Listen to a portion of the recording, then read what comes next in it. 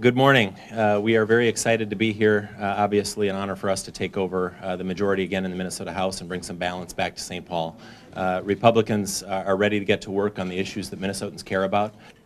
We're excited to work with anybody and everybody who wants to work with us, and we look forward to a really productive couple of years. Today we're going to roll out our first 5 bills that represent the priorities that we feel Minnesotans care about. I want to just mention to everybody that we think this really is a starting point. I've been very open in saying that one of my frustrations about the way that the legislature works is that at the beginning of session, we show up and introduce solutions in bill format, and then we spend the next 5 months trying to convince everybody that our solutions are the answer to their problems. And we don't do a good enough job circling around the problems and really starting with that and then working towards a solution. So I want everybody to know that these bills, while they represent our priority areas, we hope that with input from Minnesotans, from Republicans, from Democrats, from staff, from citizens, that we will make these bills better to really represent, not just better, but the best that they can be, to really deal with these issues that we know Minnesotans care about. So we really want to make sure that we're prioritizing the issues that Minnesotans care about. And as I said in my speech the other day, we want citizens to really drive the agenda here at the Capitol. And let those issues that they care about be our central focus. So with that, I'll turn it over to Joyce, and she'll introduce our issue areas.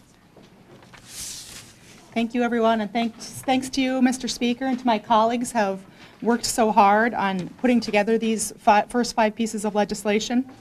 These first bills really encompass the priorities of hardworking Minnesotans across the state, and they also encompass our priorities as the majority.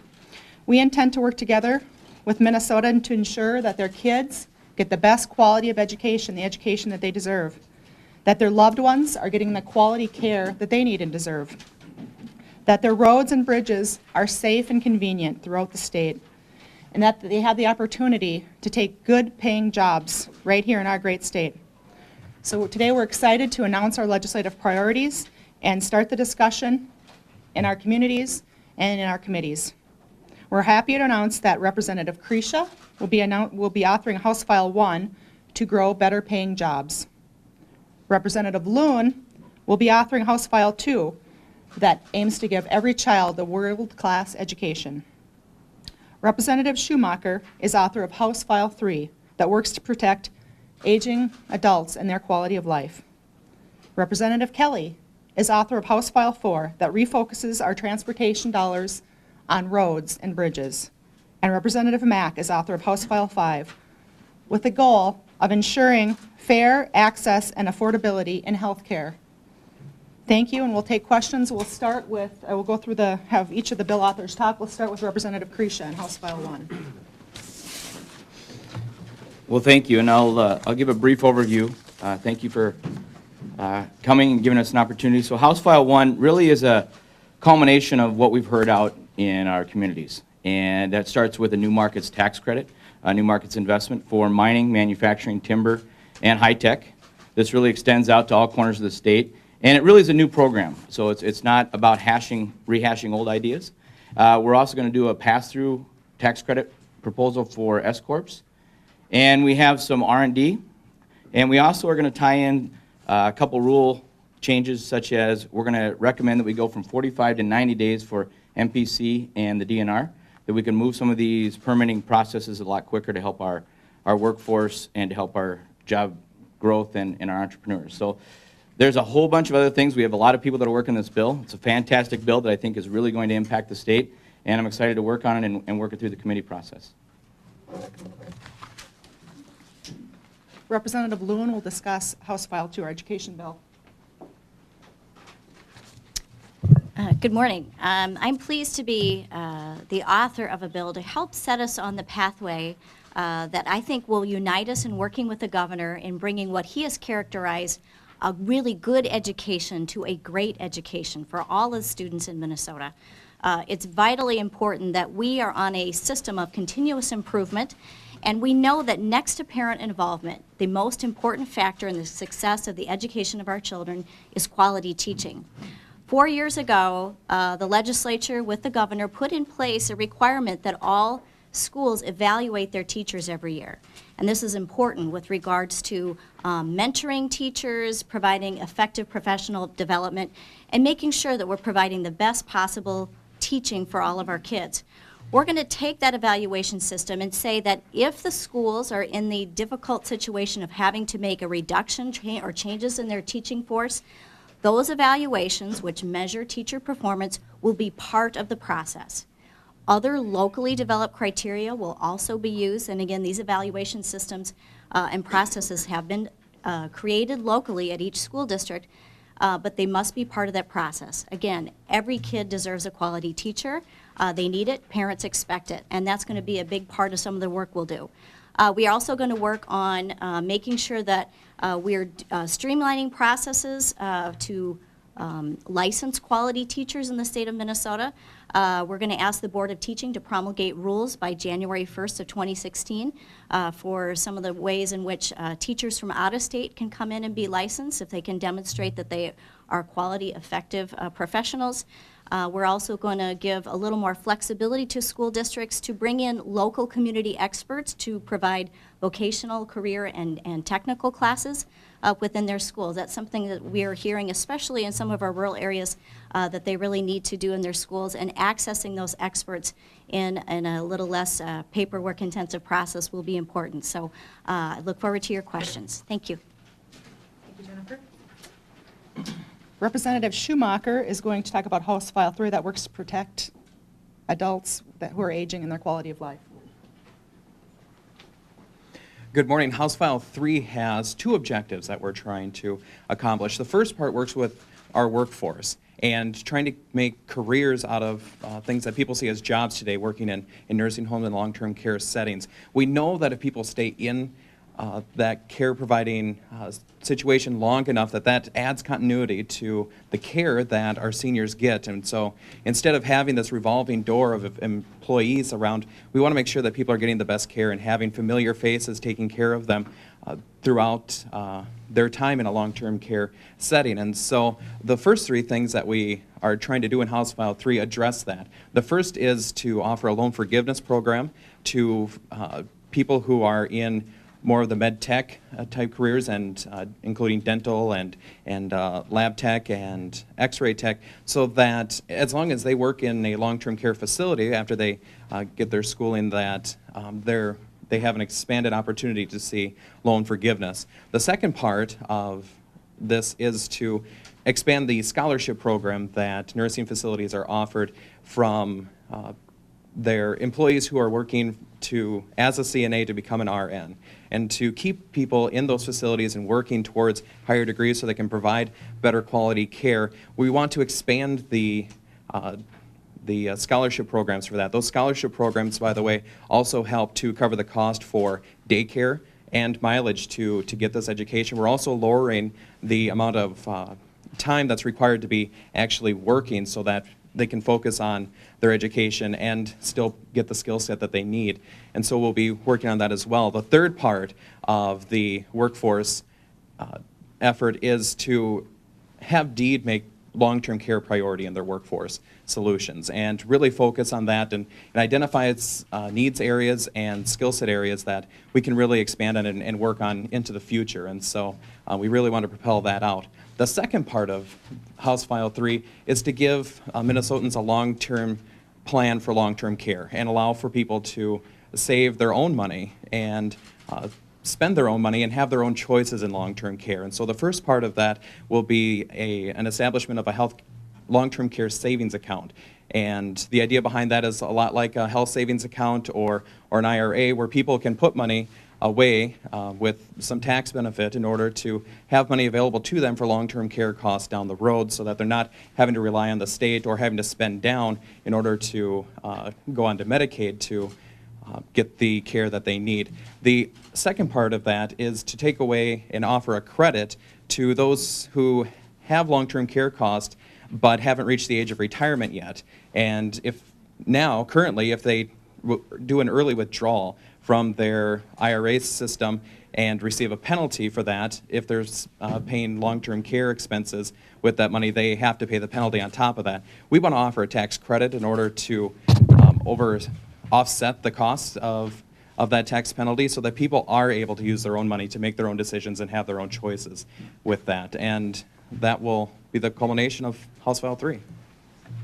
Thank you, Representative Schumacher. Representative Kelly will be carrying House File 4, which focuses on the Minnesotans' priority for roads and bridges. Thank you. I'd also like to thank all of you for being here and allowing us to discuss our priorities for the upcoming session. As Speaker Daudt said, the priorities that we feel are what Minnesota needs and Minnesotans desire. I think many of you throughout the campaign trail covered this transportation. It almost became cliche to say just roads and bridges, and everybody kind of understood that what we need to do is just reinvest in our infrastructure and our roads and bridges. So we're very proud that House File 4 will show that we can do that by a number of items. First and foremost, just a 15% efficiency across the department. Now, this is something that Commissioner Zeldey, along with the Governor's Task Force, has suggested. So we're simply affirming that goal and putting that in legislation. Secondly, the funding is the issue, and I think as you look at House File 4, you'll see that what we can do without raising taxes is fund transportation to the tune of $750 million. And we can do that by a couple of things. We have unreserved funds in 16 and 17 of approximately $230 million. The 18 and 19 years, another $280 million. So we've got $500 million right there within the department that we can use. Secondly, 33 states across the nation allow their legislators to come in and actually prioritize spending. So we're suggesting approximately $200 million to go to transportation and direct that to local roads and bridges. So we're very excited about this opportunity to make transportation a priority, and we'll look forward to your questions later. Thank you. Thank you, Representative Kelly. Representative Tara Mack is the author of House File 5 with the goal of ensuring fair access and affordable health care.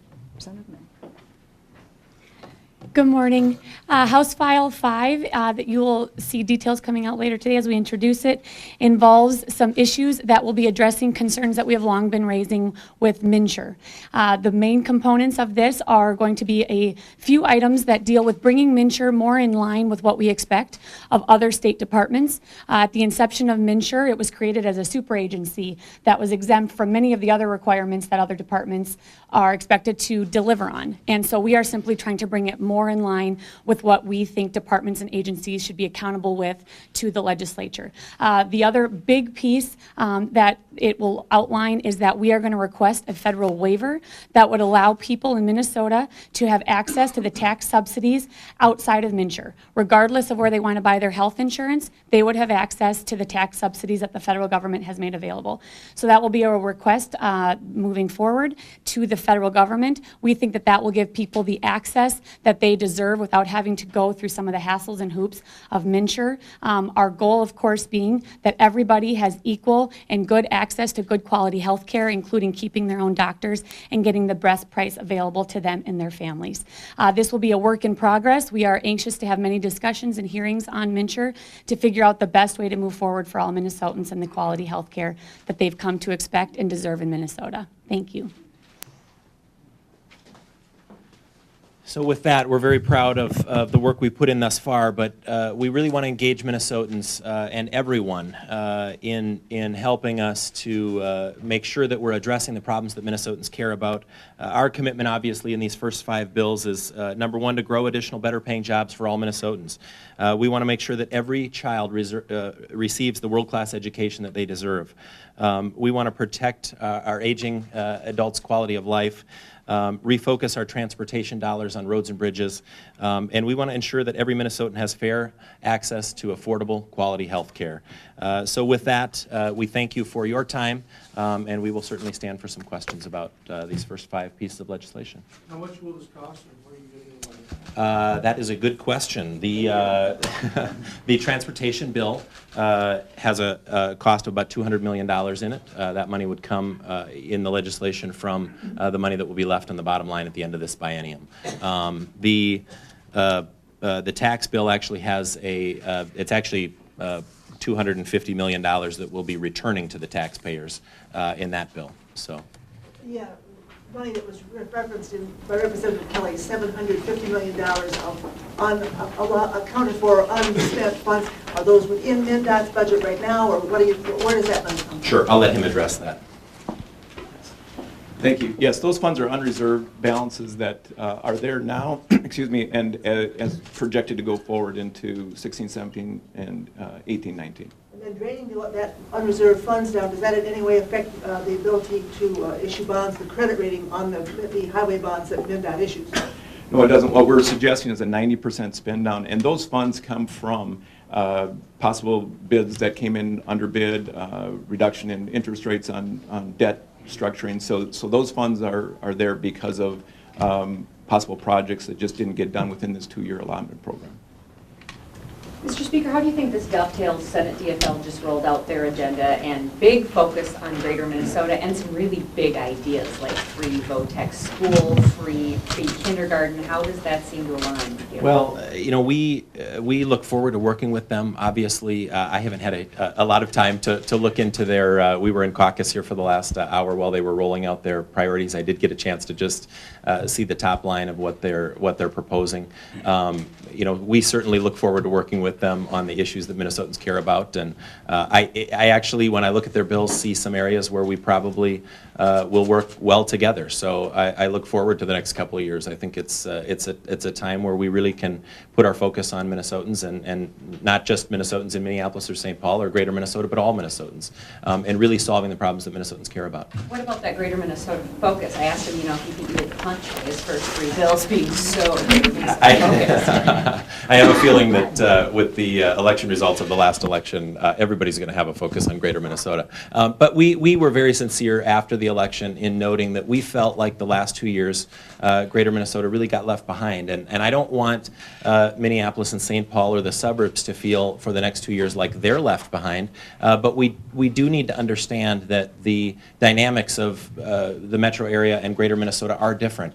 And policies affect those 2 areas very differently. So we want to make sure that we're representing all of Minnesota, and that's our commitment. Mr. Speaker, your job growth plan relies heavily on tax breaks for businesses, and Senator Bach said earlier that that kind of strategy has been a failure in the past.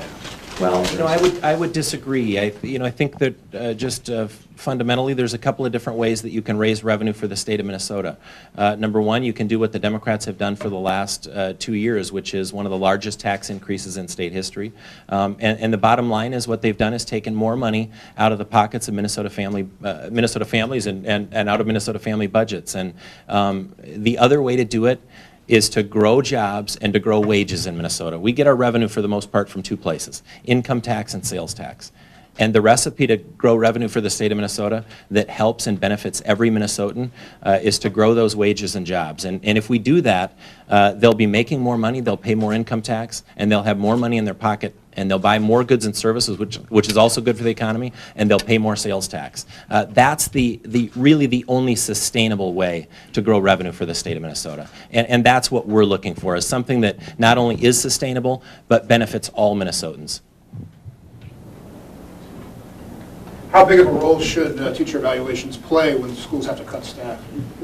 Well, you know, we feel very strongly that, number one, we need to make sure that we have the best quality teachers in our classrooms. That needs to be first and foremost. And we want to give flexibility to local school districts in making sure that they can put the best teachers in front of students. We think that's ultimately the most important factor in deciding whether a child gets a great education or not. So that will be a big focus of ours. And I don't know if, Jennifer, if you want to add anything on to what I've said. Well, just briefly, if you ask parents, you know, what's the most important thing, do you want to know that the teacher that your child has is highly effective and qualified, or just that they've have more seniority than the other teachers in the building? Every time they'll tell you they want the most qualified, best, most effective teacher. So it should be the number one component.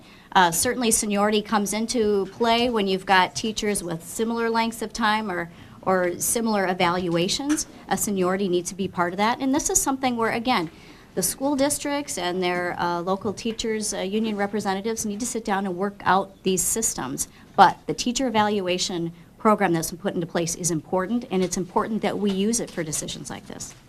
I will also add, I think it's, that's our priority, putting the best teachers in the classroom. And I think it's very difficult to argue the opposite side of that we don't want to give local school districts the flexibility to keep the best teachers in the classrooms. That's a tough argument to make. And the public really, I think, expects us to give those local school districts that flexibility. Representative Mack, can you tell us more about the plan to allow people to get federal tax credits for health care, even if they don't buy their health insurance through MNsure? Why do you think that's important?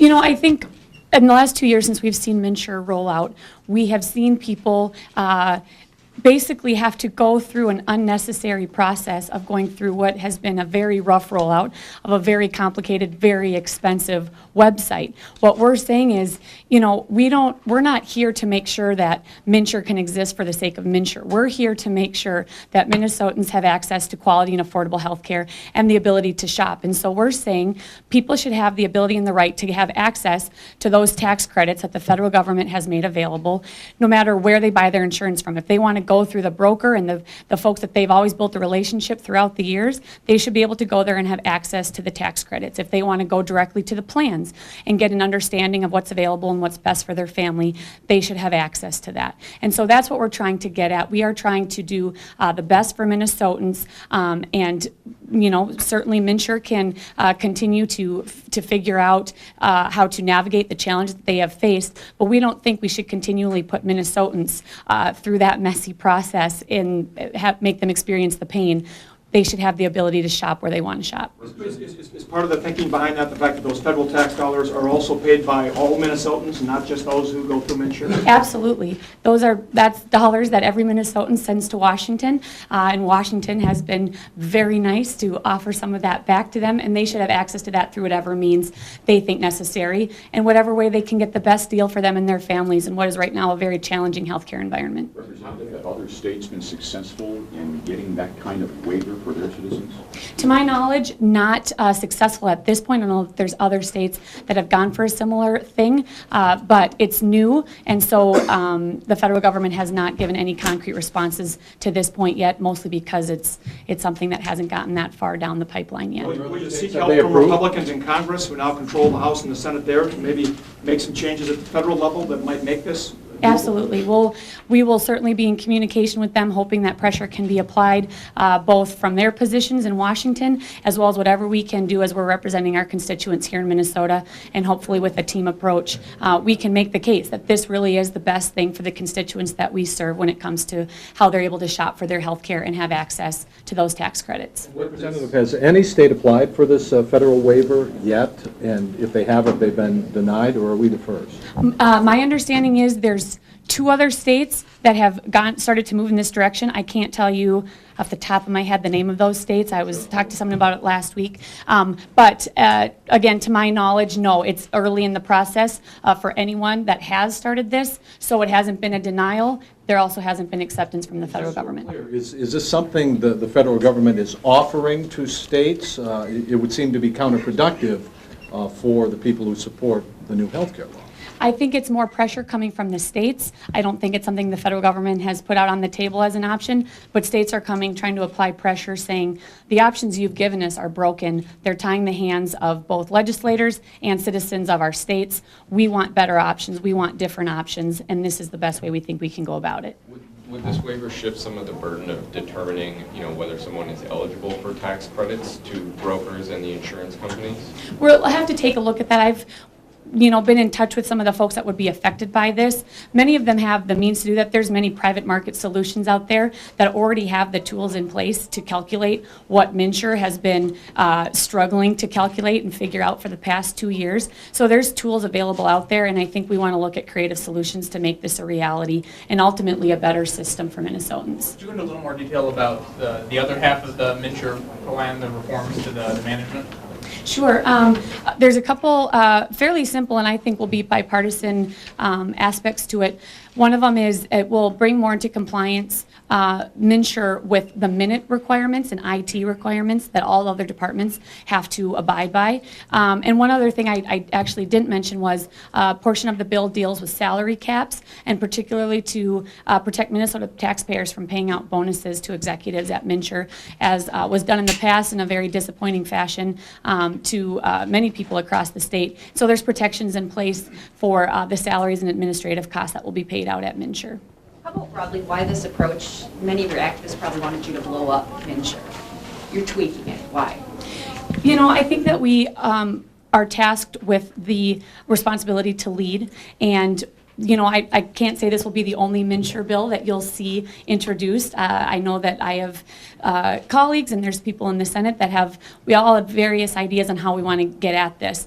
We're starting at this point because with the responsibility to lead, we recognize the political realities here in St. Paul. To my understanding, the governor and my colleagues in the Senate, in the majority in the Senate, don't necessarily have an interest in blowing up MNsure. And so while many of us would say, you know what, we think that there's a better way to do this, we need to operate within the realities that we're living right now, and that is that MNsure is here for a while, unless overnight the governor changes his mind and realizes that we're on a very fateful path.